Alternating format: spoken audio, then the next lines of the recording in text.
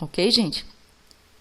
Bom, esses próximos slides aqui é apenas o resumo, né, das características de cada uma dessas fases. Então, a gente já falou, né, sobre tudo isso, não precisa repetir, fica aí só para vocês depois lerem e sedimentarem essas informações. Ok? Bom, a gente vai falar agora, então, de certos fatores, né, que podem interferir no crescimento bacteriano.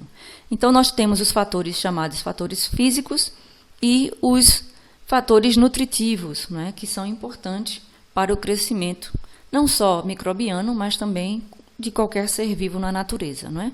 Então, alguns fatores físicos importantes para o crescimento das bactérias são temperatura, pH, umidade, pressão osmótica e aeração. Então, a gente vai aqui falar um pouquinho sobre cada um desses fatores físicos. Bom, em relação à temperatura, né, tem esse gráfico aqui bem interessante que mostra a classificação de bactérias de acordo com a faixa de temperatura que é ideal para o seu crescimento. Então, obviamente, nem todas as espécies bacterianas na natureza crescem na mesma temperatura. Então, existe uma faixa de temperatura que é considerada ideal, né, para o metabolismo e o crescimento de cada tipo bacteriano. Então, por exemplo, existem bactérias que crescem melhor em temperaturas que podem variar de temperaturas negativas, abaixo de zero, até aproximadamente 10 graus centígrados. Essas bactérias que crescem bem nessa faixa fria, né, de baixa temperatura, são chamadas de bactérias psicrófilas. Tá? Aqui tem um exemplo de uma que cresce melhor, por exemplo, a 4 graus centígrados. Ok, gente? Depois disso, existe um outro grupo de bactérias que vão crescer melhor numa faixa, né, de aproximadamente 10 até 45 graus centígrados. Essas bactérias são chamadas de bactérias mesófilas. Tá? Por exemplo, aqui a Escherichia coli, por exemplo, cresce melhor a 39 graus centígrados. Bom, gente, as bactérias mesófilas elas são importantes porque são elas que vivem no meio ambiente, não é, onde nós estamos inseridos. Então, no meio ambiente tem uma temperatura que está dentro da faixa das bactérias mesófilas, incluindo, não é, as bactérias que habitam o nosso corpo. Então, nós temos uma temperatura corporal, não é, em torno de 37 graus, e essa temperatura favorece, então, o crescimento de bactérias mesófilas. Então, aquelas bactérias que fazem parte da nossa flora normal, elas são mesófilas, assim como também as bactérias patogênicas capazes de causar doença também são mesófilas, não é? E a partir daqui a gente vai ter o grupo de bactérias que crescem em temperaturas mais elevadas, tá? Então, a partir de 40 graus até aproximadamente 70 graus, nós temos um grupo de bactérias chamadas de termófilas. E existem as hipertermófilas, que crescem em temperaturas ainda mais elevadas, né? Que pode variar aí dos 70 até temperaturas acima de 100 graus centígrados, né? Então, temperaturas bastante elevadas, mas ainda assim encontramos bactérias crescendo felizes, né, nesse ambiente bem quente. Né? Então, algumas bactérias já foram encontradas, né, em fossas oceânicas, onde tem atividade vulcânica, e em temperaturas elevadíssimas já foram descobertas, então, bactérias ali sobrevivendo. Além da temperatura, nós temos o pH, que também é importante, né? A gente sabe que o pH ele representa o grau de acidez ou de alcalinidade de um determinado meio, né? E o que a gente normalmente percebe nas bactérias é que a maioria delas crescem melhor no pH chamado pH neutro, né? Que é o pH 7. A gente sabe que a faixa de pH, né, vai de 0 até 14, aonde de 0 até 7 a gente tem a chamada faixa ácida, não é isso? A gente tem o pH neutro, que é 7, e de 7 até 14 a gente tem a faixa considerada alcalina. Né? Assim como a gente viu com a temperatura, algumas bactérias também preferem faixas de pH, não é, diferentes. Então, por exemplo, a bactéria que cresce melhor em meios ácidos, né, de 0 até próximo de 7, são chamadas de bactérias ou micro-organismos acidófilos. Aqueles micro-organismos que crescem melhor no pH 7 são os neutrófilos, e os organismos que crescem melhor em pH alcalino, né, são os alcalófilos. Ok, gente? A umidade, né? A umidade ela é essencial para a vida, né, da célula microbiana, mas também é essencial para a vida de todos os seres vivos, né?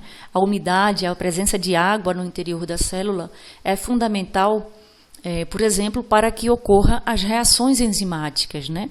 O nosso metabolismo, o metabolismo microbiano, o metabolismo de outros seres vivos só acontece porque existem as enzimas. Mas as enzimas só trabalham se estiverem no meio aquoso, né? Então, a água ela é fundamental. Por isso que a desidratação mata, né? A desidratação pode matar toda forma de ser vivo, não é isso?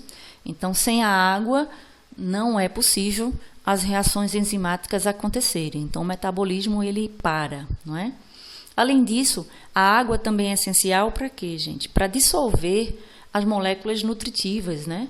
Então, as nossas células, por exemplo, do nosso corpo, elas recebem o alimento, né, através do transporte desses alimentos pelo meio fluido do nosso corpo, né? Por exemplo, o sangue leva, né, os nutrientes para todas as nossas células. Então, a água ela é fundamental porque ela dissolve e ela distribui os nutrientes, né, para as células. Ok, gente? A pressão osmótica, ela também é importante, né? E a pressão osmótica, ela depende do quê? Da quantidade de água no meio e da quantidade de substâncias dissolvidas nessa água, né? Então, isso cria uma pressão sobre a célula, ok?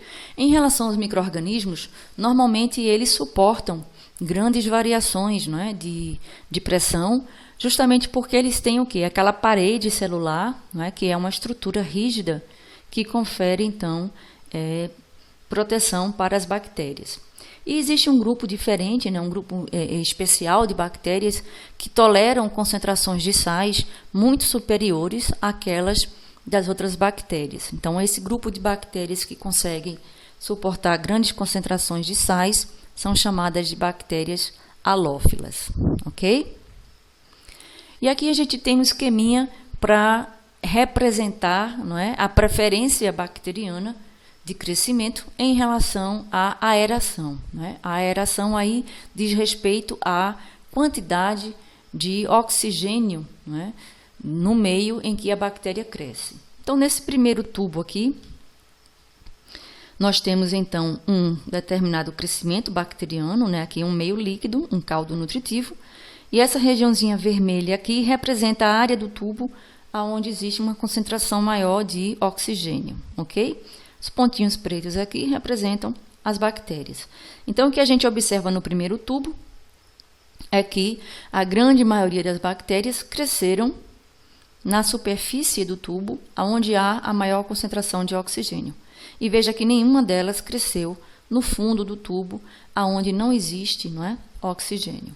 Então, esses micro-organismos que obrigatoriamente só crescem na presença do oxigênio, são chamados de micro-organismos aeróbios estritos, né? Porque eles são obrigatórios, eles são obrigados a viver onde tem oxigênio. Bom, no segundo tubo nós temos uma situação inversa, não é? Todas as bactérias cresceram no fundo do tubo, né? Fugiram do oxigênio. Então, essas bactérias que não gostam do oxigênio são chamadas de anaeróbias estritas.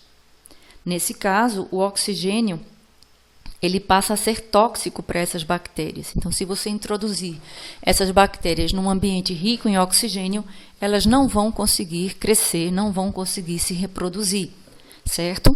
Essas bactérias anaeróbias, elas crescem bem em ambiente ou numa atmosfera que possua dióxido de carbono ao invés de oxigênio, tá? Então, você precisa, então, incubar essas bactérias numa atmosfera rica em CO2. Nesse terceiro tubo aqui, a gente pode observar que os micro-organismos cresceram de maneira igual, tanto na região que não tem oxigênio, como na região que tem o oxigênio. Então, nesse caso aqui, nós vamos chamar essas bactérias de anaeróbias facultativas, ok? Facultativo quer dizer que tanto faz. Então, tanto faz elas crescerem na presença como na ausência do oxigênio. Nesse quarto tubo aqui, a gente observa que as bactérias cresceram próximas ao oxigênio, porém na camada um pouquinho abaixo, não é, daquela que tem mais oxigênio. Então elas gostam do oxigênio, veja que nenhuma cresceu lá embaixo, né, em anaerobiose, todas cresceram próxima do oxigênio, porém em concentrações um pouco menor do que aquela encontrada na atmosfera. Então essas bactérias que precisam de oxigênio, mas precisam numa concentração menor, elas são chamadas de microaerófilas, ok? E nesse outro tubo aqui, né, que é bem parecido com o das anaeróbias facultativas, o que nós vamos observar é que houve também um crescimento ao longo de todo o tubo. Mas observe que existe uma diferença, né, aqui na faixa do oxigênio. A anaeróbia facultativa verdadeira, não é, ela cresce em grandes quantidades aonde tem oxigênio. Já essas daqui, perceba que elas cresceram onde tem oxigênio, só que em menor quantidade. Então, elas são chamadas de anaeróbias aerotolerantes. Então, na verdade, elas são predominantemente anaeróbias, mas toleram, até certo ponto, o oxigênio. Então, você vê que não são tão felizes aqui, mas elas conseguem ainda crescer nesse ambiente que tem oxigênio. Ok, gente? Então, esses próximos slides aqui também explica direitinho, né, cada uma dessas bactérias que a gente falou agora. Então, fica aí para vocês lerem e sedimentarem essas informações, tá? E agora a gente vai falar um pouquinho sobre os fatores nutricionais, que também são importantes, obviamente, para o crescimento bacteriano, não é? Então, na verdade, todos os seres vivos precisam desses fatores nutricionais, que são eles: fontes de carbono, fontes de nitrogênio, minerais, oligoelementos e vitaminas, não é? Então, a gente vai falar um pouquinho sobre cada um desses. Então, onde é que nós encontramos fontes de carbono, não é? As fontes de carbono são principalmente encontradas nos carboidratos, que a gente chama de açúcares, né?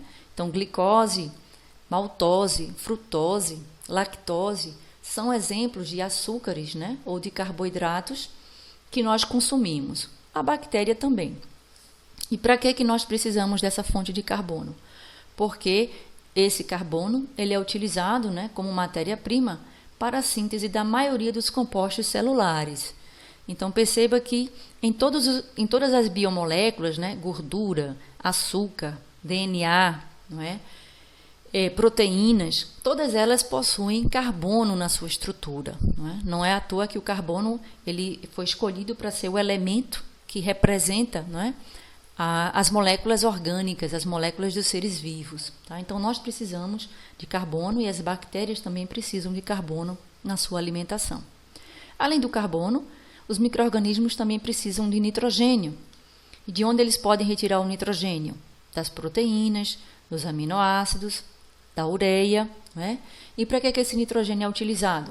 Ele é utilizado como matéria-prima para a construção dos ácidos nucleicos, né? DNA, RNA e também de outras proteínas. Então, o nitrogênio ele é muito importante também, porque ele é a matéria-prima, né, principal que constrói essas moléculas.